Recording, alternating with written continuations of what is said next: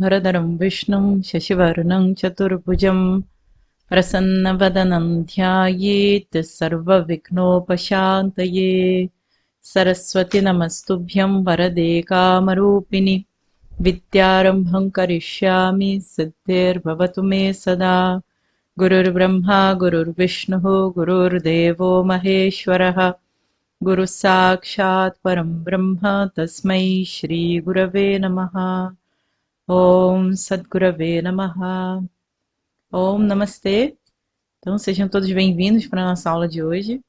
Primeiramente, eu peço desculpas por estar mandando para vocês uma aula gravada, porque a nossa internet aqui está muito instável, a gente tem tido muitas chuvas, tempestades e tudo mais, porque é a época das monções. Então aqui onde eu moro, só chove por 3 meses no ano, depois o resto dos outros 9 meses não chove.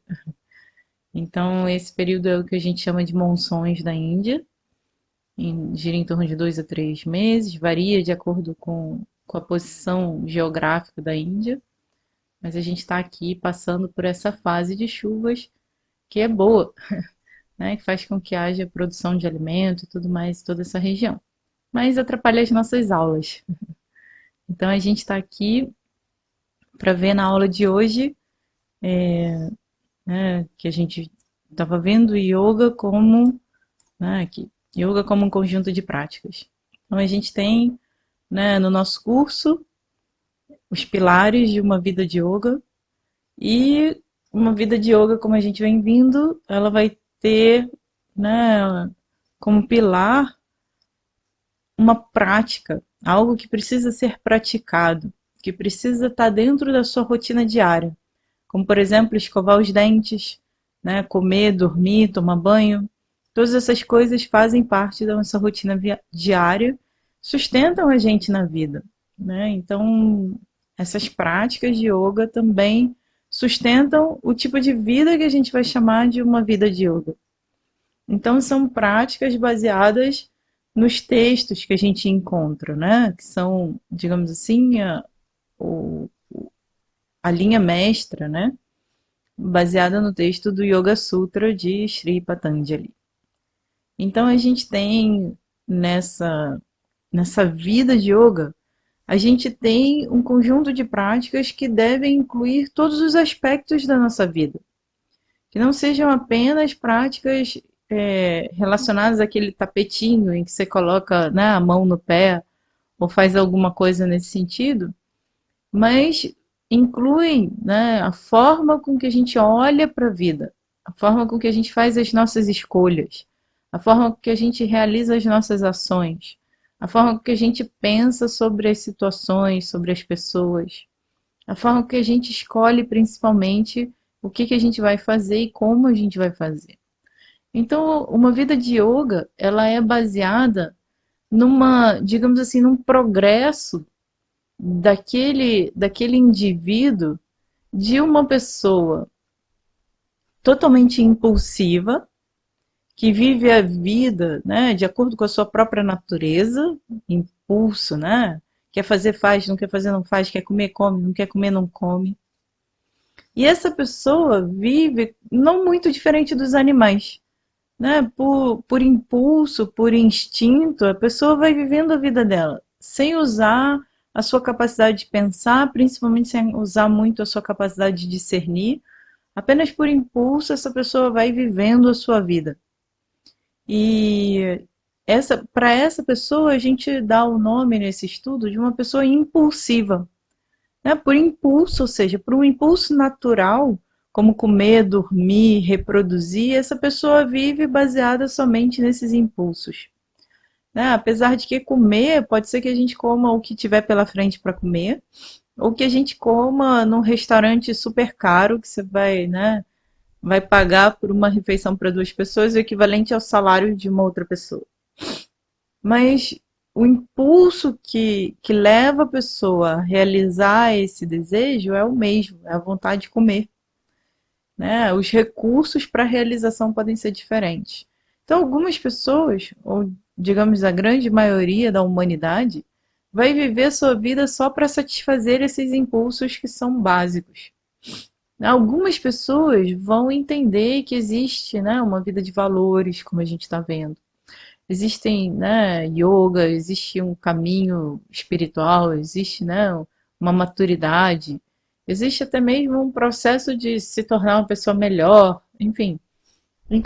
Em um desses caminhos, essa pessoa vai deliberadamente, por vontade própria, né, ser inspirada por alguém, ou se convencer da necessidade de assumir uma rotina, ou começar a refletir, filosofar, né? Será que a vida é só isso? E de alguma forma vai acabar numa vida com uma série de conjunto, não, um conjunto de práticas, uma série de práticas que levam, né, a um amadurecimento pessoal, a um crescimento pessoal, uma evolução enquanto pessoa. E dentro dessa tradição védica, esse caminho de amadurecimento pessoal, de crescimento pessoal, de evolução enquanto indivíduo, ele é o caminho que é chamado o caminho do yoga, né? Aquele que a pessoa vai estar buscando a Abhyudaya, ou seja, vai estar buscando uma progressão, né? Vai estar buscando adquirir uma condição melhor, né? Fazer alguma coisa para adquirir algo que eu ainda não tenho num patamar melhor do que aquele que eu estou. Então, todas essas pessoas buscando a Abhyudaya vão ser levadas pela tradição védica a viver uma vida de yoga. Então, vão ser levadas a questionar primeiro sobre os valores. Né? Por que você está fazendo isso? Para que você está fazendo isso? O que você está fazendo? Né? Se você pode fazer respeitando os valores, você vai estar em alinhamento com a ordem cósmica, que é chamada ordem do Dharma, né? Que é dos valores universais. Se você só quer fazer aquilo que te der na telha a todo momento, em muitos momentos você vai fazer aquilo que não deve ser feito, ou que não é esperado de você. E aí você vai estar indo contra essas regras de Dharma, daquilo que é o correto, daquilo que é o seu papel naquele momento. Então, para ajudar as pessoas a viverem uma vida em alinhamento, em harmonia com o Dharma, um conjunto de valores é ensinado, não para ser um motivo de autopunição, sabe? Eu não consigo fazer isso, eu não consigo fazer aquilo, aumentar a sua culpa, né? Ou aumentar o karma negativo, porque não está fazendo aquilo que se propôs. Não. Mas para ser um norteador das nossas escolhas, um norteador da nossa vida na direção que a gente quer.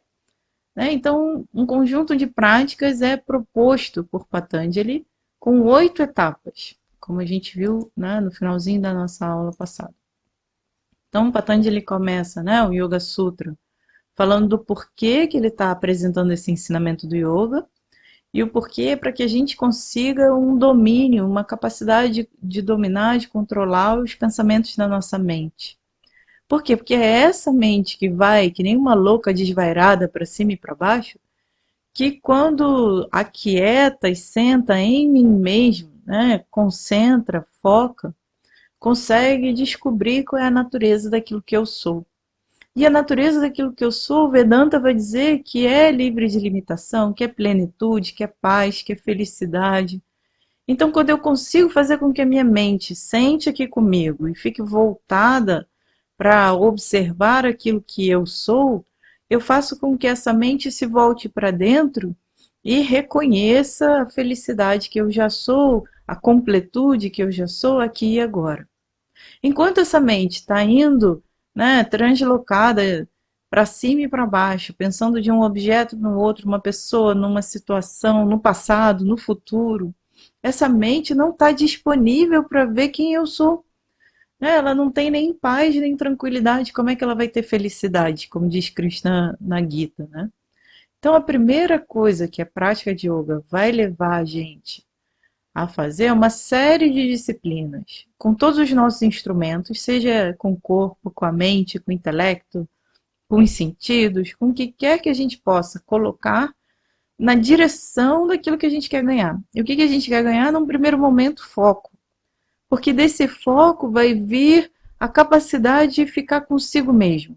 E dessa capacidade de ficar consigo mesmo, a capacidade de se observar e de procurar, né, em análise, qual é a sua base, a base na qual você se sustenta. Drashtuhu Swarupe. Nessa base na qual a gente se sustenta, a gente deve ficar permanecendo lá, a gente deve se estabelecer lá. E daí viver a vida, né? Sem estar estabelecido na paz, na felicidade, na tranquilidade, você vai viver a vida ao sabor da maré. Se a maré está alta, você está alto. Se a maré está baixa, você está baixa. Mas se eu estou estabelecido com a firmeza desse conhecimento sobre aquilo que eu sou, se a maré está alta ou está baixa, eu permaneço o mesmo, né? Então, para que eu possa estabelecer um foco, uma capacidade de me manter com foco em mim mesmo, no sentido na minha verdade, não nesse eu egoísta, né? Limitado que quer as coisas para si, que discrimina outras pessoas e diz esses aqui são meus, aqueles ali são outros. Não esse eu, mas o verdadeiro eu, Swarupa, aquele que é a natureza daquilo que é o Drashtu, Drashtru, aquele que vê, né? Aquele que observa, testemunha de todas as coisas, né? Então, por trás desse eu que quer, não quer, gosta, não gosta, tem aquele que vê até mesmo os quereres e os não quereres. Então, para que a gente se estabeleça, né, na Swarupa, na natureza desse que observa tudo, toda essa prática de yoga, do ensinamento do yoga, chega para gente. Então, fora isso, né, e tratra, em qualquer outro momento, de qualquer outra forma, se a gente não tiver nessa condição estabelecida em nós mesmos, né, nessa base que nos sustenta, onde é que a gente vai estar?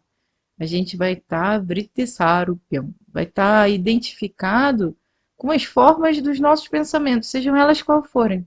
Então, se eu tenho um pensamento triste, eu vou estar triste. Se eu tenho um pensamento alegre, eu vou estar alegre. Se eu estou preocupado, se tem um pensamento de preocupação, eu estou preocupado. Se a minha mente vai para trás, para o passado, com pensamentos, né, de um passado distante, parece que esse passado está aqui na minha frente, aqui e agora. Se eu estou nesse momento, a minha mente vai para o futuro e começa a imaginar as coisas que podem acontecer no futuro, aquelas coisas já estão acontecendo aqui na minha frente, aqui e agora. Aí eu vou ter chance para depressão se eu estou muito focado com o passado, eu vou ter chance para ansiedade se eu estou muito focado com o futuro. Então, para ajudar a gente a lidar com essa mente e trazer ela para um foco, para uma capacidade de estar aqui presente, no momento presente, a gente vai ter todo esse conjunto de práticas de yoga, né? E o que Patanjali, Shri Patanjali fala?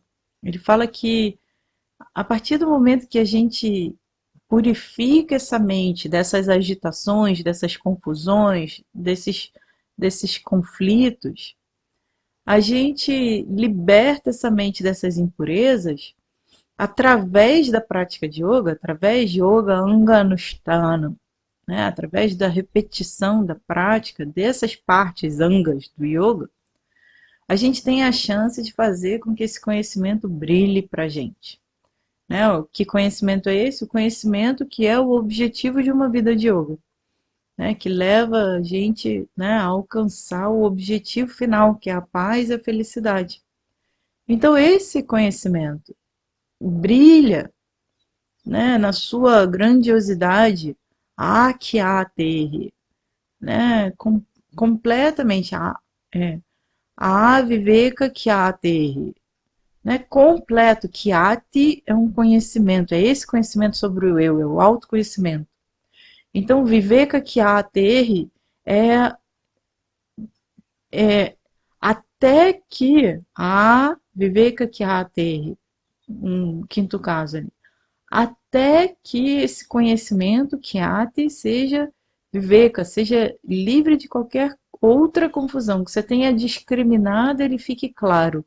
Tão claro quanto o quê? Jnana Diptihi. Jnana Diptihi. Então, até que esse conhecimento, Jnana, brilhe como uma dipa, como uma lâmpada, como uma luz. Então, até a clareza final do conhecimento. Para que esse conhecimento brilhe para você, a gente tem que trabalhar com, né, as yogangas, com as partes, os membros do yoga, para que a gente alcance essa chitta shuddhi, essa clareza, essa purificação da nossa mente. Então, quais são esses 8 angas? É isso que a gente estava vendo no final da nossa aula. Então a gente começa, o Yoga Sutra começa com Yama Niyama Asana Pranayama Pratyahara Dharana Dhyana Samadhya Ashtangani. Então são 8 angas, 8 partes, 8 membros, 8 componentes. Né? Começa com Yama Niyama. Aí vem Asana Pranayama Pratyahara Dharana Dhyana Samadhi. Então começa com a base de tudo sendo um conjunto de 10 valores divididos em 2 grupos, yamas e niyamas. Aí a pessoa que vive uma vida com esses valores já vai ter naturalmente uma mente mais calma, mais livre de conflito. Aí essa pessoa poderia se dedicar também a uma prática física, asana, ao controle da sua respiração e através do controle da respiração, controle da sua mente, pranayama. E aí, através desse controle do corpo, que agora fica sentado numa posição específica por um tempo, e o controle dessa mente que é capaz de focar ali naquele ar, naquele prana, entrando e saindo das narinas, né, de acordo com o tempo e com a intenção que eu dou para essa respiração, essa mente também vai ser capaz de se desligar dos sentidos para Pratyahara. Então você decide, né, fechar olhos, ouvidos, todos os 5 sentidos do mundo externo e trazer esse foco da respiração, que ainda é externo, a algo mais interno. Por exemplo, aos pensamentos da minha mente. Então eu posso fazer exercício, por exemplo, com uma chama da vela e ficar ali focado naquela chama da vela, sem me distrair com nenhum outro som, com nenhuma outra imagem, com nada do que acontece, mas isso ainda é uma prática externa, muito superficial. A prática de pratyahara mesmo é você fechar os seus 5 sentidos e trazer da respiração, trazer o foco mais para dentro, mais para o campo dos pensamentos, das emoções. Aí, dharana, sustentar o foco numa prática específica de concentração. Então, fechando esses sentidos, concentra, né, na sua mente, nos seus pensamentos, seja em observar o que aparece na sua mente, seja com um pensamento específico, por exemplo, como um mantra.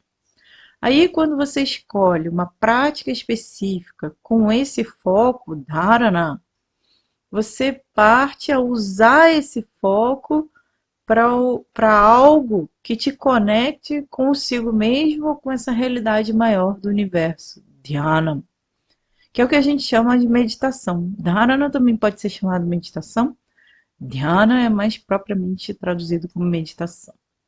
Então, aquela técnica de meditação que vai ou conectar você com a sua essência, ou vai conectar você com a essência desse universo inteiro, dhyana.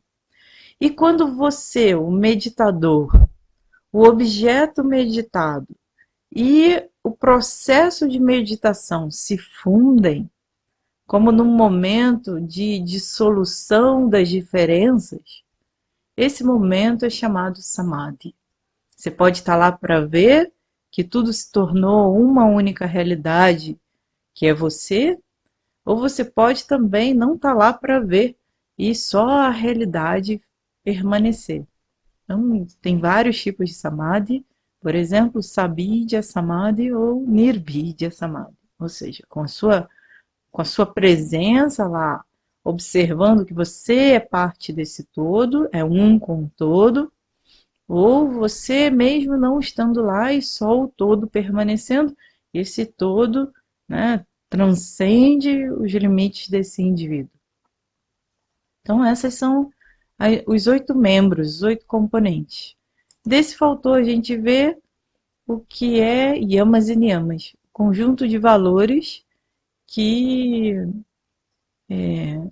que Patanjali fala que são bases, sustentáculos, que são atitudes, são valores que a gente precisa ter, não só na hora da prática de yoga, né, asana, pranayama e qualquer prática que a gente tem, mas é onde a gente consegue mais claramente levar a prática, o conjunto de técnicas do yoga para a nossa vida.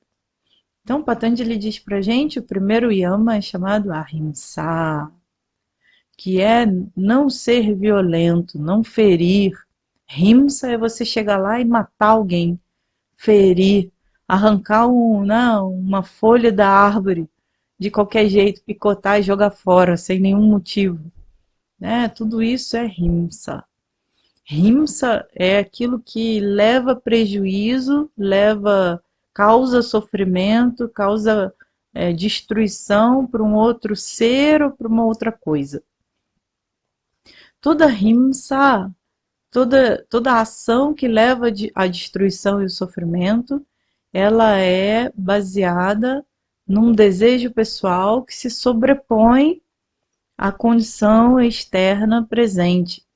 Então, eu quero a qualquer custo, eu quero do meu jeito, eu quero do jeito que for, faço o que for para conseguir. Então, você vai fazer também aquilo que você não deve fazer.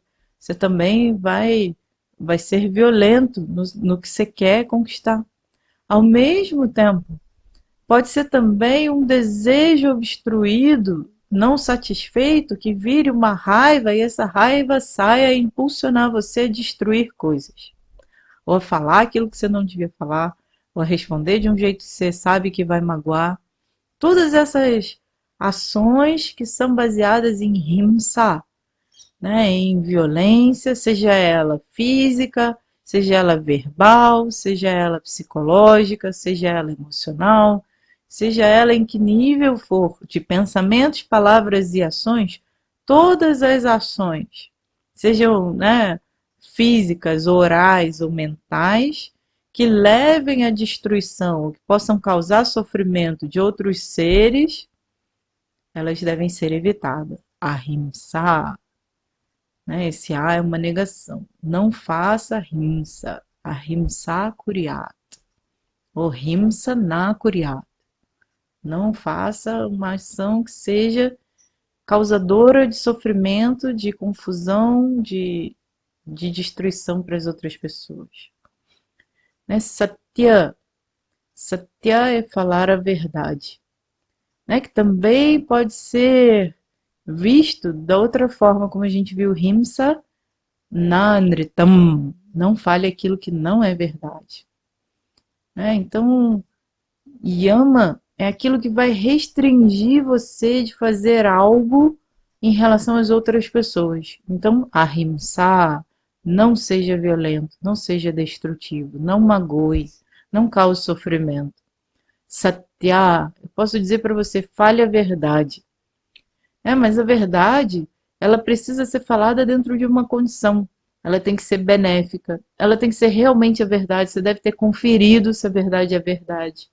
Então, os acharyas da tradição dizem pra gente, Satyam significa Namritam Vada. Não fale aquilo que não é a verdade. Já é um começo.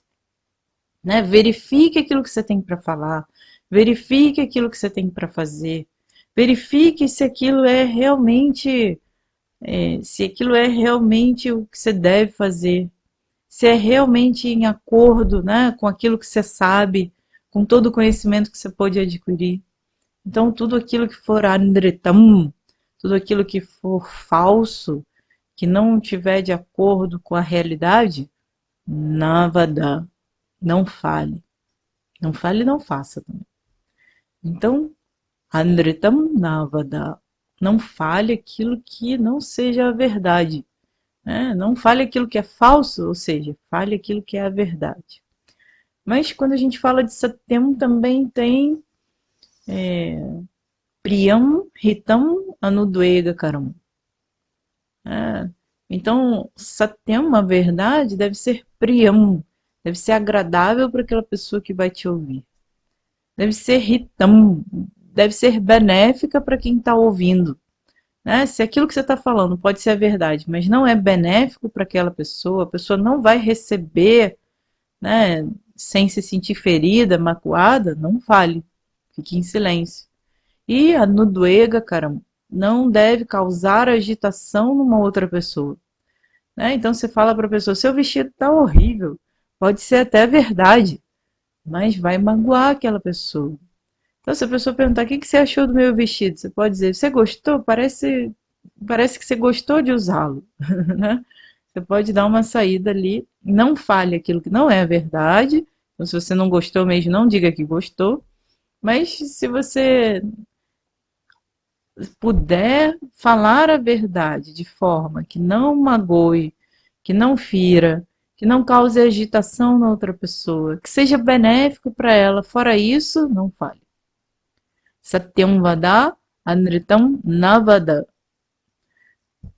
E se satyam é apriyam navada, né? Então, se é verdade, mas não é agradável, não é benéfico, não fale. Né? As regras, né, de Dharma estão lá para ensinar a gente. Melhor manter silêncio e dizer para outra pessoa, não, não quero dar minha opinião sobre isso. Né? Você tem o direito a não dar a sua opinião sobre isso. Então, satyam, falar a verdade ou não falar aquilo que não é a verdade. Asteia, né? Aquilo que pertence a outra pessoa, não se apropriar daquilo. Né? Então, não se apropriar do dinheiro do outro, né? Não se apropriar dos bens do outro, não se apropriar da esposa ou do marido do outro ou da outra. Nada que pertence a outra pessoa, você tem o direito de se apropriar. Né? Uma coisa a pessoa dá para você, é outra história. Mas se apropriar de algo que não lhe pertence, não faça.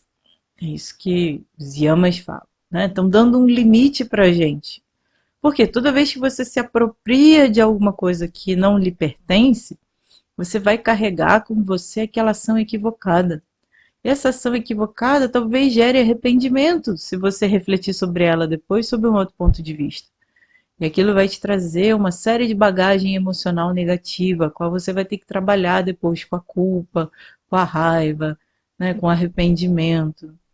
Então, não se aproprie daquilo que não lhe pertence. Isso é válido também para todas as outras áreas, como, por exemplo, não se apropriar do tempo da outra pessoa indevidamente. Né? Você quer conversar com a pessoa, verifica se ela está livre, se ela pode conversar com você, quanto tempo que ela está livre, que ela tem para dedicar para você. Né? Não se aproprie indevidamente nem mesmo do tempo que a outra pessoa tem disponível para você ou para aquela situação. Brahmacharya. Né? Brahmacharya aqui é diferente do brahmacharya que a gente assume quando a gente vem para o ashram, por exemplo. Brahmacharitum yasya saha brahmacharyam, né? Brahmacharya é aquela pessoa, brahmachari, que vem para o ashram estudar brahmacharitum, que está indo na direção de Brahman, daquele conhecimento sobre o eu que é do tamanho desse universo. Então, aquele que busca adquirir esse conhecimento, ele é chamado brahmachari. Mas esse brahmacharya aqui é diferente. Ele fala de uma rotina de vida que não inclui nenhum tipo de relacionamento íntimo com nenhuma outra pessoa, para preservar essa energia vital, né, que está aqui presente nesse corpo e para manter também a mente longe desse tipo de distração. Então, a pessoa também não deve ficar nem através dos pensamentos, nem das palavras, nem das ações, ficar estimulando ou indo atrás de atividades sexuais ou atividades relacionadas à intimidade com uma outra pessoa. Então, esse é um jeito também de manter a mente, né? Todas as vezes que as pessoas. Não que para a tradição védica tem nenhum problema com sexo ou com relacionamento íntimo entre duas pessoas, não tem. Mas tem um tempo para isso acontecer. Tem uma forma adequada para aquelas duas pessoas se encontrarem, para elas se amarem ou se interagirem. Tem toda uma estrutura adequada que é benéfico, que é de proveito para as duas pessoas, né? Que leva as duas pessoas a um crescimento, a um amadurecimento, né? Juntas ou até mesmo separadas, mas que leva as duas a contribuir umas com as outras. Né? E todas as vezes que a mente vai para uma atividade, né, como por exemplo, né, pensando numa atividade sexual, em que nada ao seu redor está ali te conduzindo para aquilo, vai ser uma perda de tempo e de energia. Para a tradição védica é assim que é visto. Então, viva uma vida em que você deixe, que você controle os seus pensamentos, palavras e ações, para que eles se movam, né? Para que eles se movam não na direção de entreter, né, uma atividade, um relacionamento nesse sentido, mas que entreter outro tipo de pensamento. Aqui, somente em relação mesmo à atividade sexual, basicamente. Então, muitas vezes é traduzido como celibato, no sentido de que por aquele período que a pessoa está fazendo a meditação, que ela está, né, vivendo a sua vida diária, naquele período ela não deve nutrir determinados pensamentos, porque vai distrair ela, vai tirar o foco daquilo que ela está fazendo. Mas em outros momentos, na vida, né, na intimidade de um casal, seja ele qual for, né, qualquer configuração de casal, tá tudo bem. Naquele momento, o casal tem que se nutrir, tem que crescer, tem que amadurecer, tem que se amar, tem que ficar íntimo de todas as formas. Mas em outros momentos, não entreter nenhum tipo de pensamento, principalmente se você é solteiro ou está, né, buscando uma vida dedicada somente à vida espiritual. E a parigraha is não acumular coisas, né? Sharira Sthiti Matra, né? Vyatirikta, aquilo que não é necessário para a sua vida, não acumule, né? Use, abuse de tudo que você puder, abuse mais ou menos. Use tudo que for necessário para manter esse sharira, esse corpo funcionando, mas não acumule mais do que é necessário para você. Em todos os níveis. Pode ser roupa, pode ser livro, pode ser dinheiro, pode ser comida. Né? Não acumule bens que não vão te servir para nada. Né? Assim, se você não usou uma roupa pelos últimos 2 anos, ou seja, você vai ter visto a mesma estação 2 vezes, ainda assim aquela roupa não saiu do seu armário, dá ela para alguém. Ela não é útil para você. Né? Então, não acumular coisas, mas pensar num estilo de vida simples. Não é nem ser minimalista, mas é estar deliberadamente, conscientemente escolhendo aquilo que é necessário e aquilo que é supérfluo.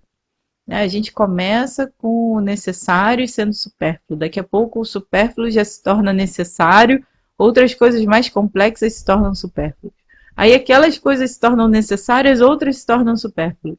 E a gente vai acumulando 200 milhões de coisas. Então, não acumular coisas que são desnecessárias, porque também tudo que você acumula, a sua mente também carrega com você. Né? Então, nesse conjunto de yamas, Patanjali diz pra gente o que não fazer. Né? Não pratique nada com violência, que cause destruição, não fale aquilo que não é a verdade, né? Não adquira nada que não lhe pertence, não vá atrás de nada que não é seu, não se aproprie de nada que não é seu, não vá, né, digamos assim, impulsivamente correr atrás desses impulsos físicos, né? Não vá acumular nada que não seja realmente necessário para a sua vida. Na nossa próxima gravação, na nossa próxima aula, a gente vai estar vendo o grupo de niyamas. E no final vai estar vendo um pouquinho, né, todos eles colocados juntos em perspectivas. Então essas são coisas que o indivíduo deve tentar fazer, deve tentar viver à luz desses valores. Para quê? Como eu falei, para adquirir uma mente mais calma, mais focada, porque se ele segue essas regras de conduta, né, do que ele deve evitar, ele já tira um peso da mente dele, né, e vai ter mais uma mente mais focada, vai ter mais energia, vai ter mais força para ir atrás de uma vida de yoga.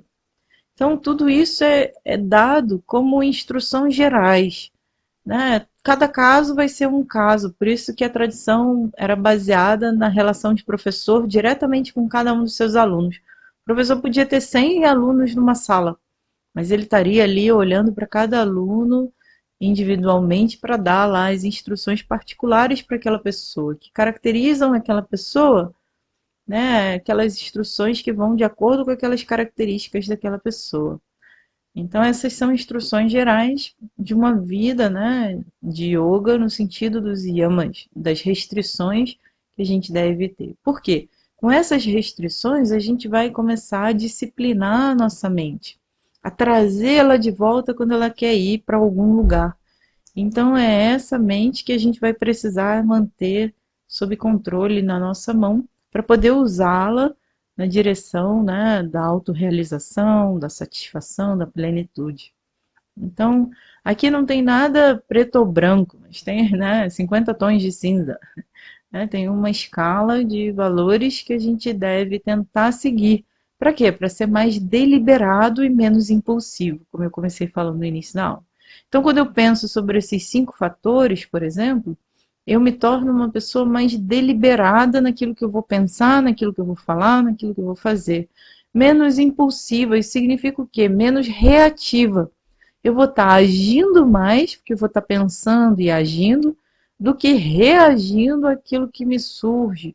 Então, quando eu reajo, eu perco o controle de mim mesmo, da situação, de tudo, e impulsivamente falo e penso coisas que talvez depois eu me arrependa.